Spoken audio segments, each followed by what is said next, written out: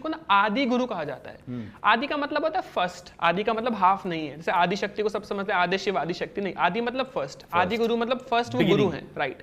उनके पहले शिष्य रहे हैं सप्त ऋषि, जिन्हें कहा जाता है कि वो आज भी हैं और वो ज्ञान बांट रहे हैं। हाँ, ऐसा कहते हैं ना कि वो वापस आएंगे और वो लोग ऑलरेडी हैं। Really? Already you believe in that?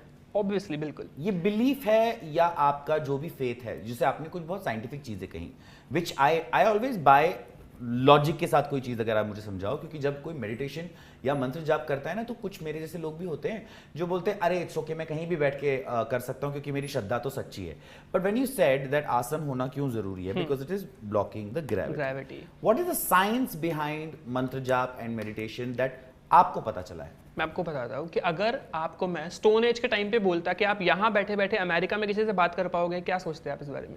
कि जादू था आपके लिए? हाँ। तो ये भी अभी सबके लिए जादू है मंत्र जाप, कि भगवान तो होता ही नहीं है, क्योंकि आपसे भी परे बहुत सी चीज है। एरोप्लेन तो अभी बने, रावण तो कब का उड़ा दिया हमने रामायण में।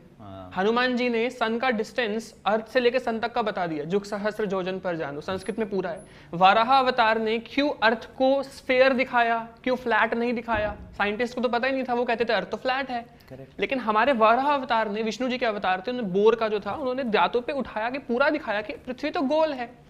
तो ये सारी चीजें ऑलरेडी पता है।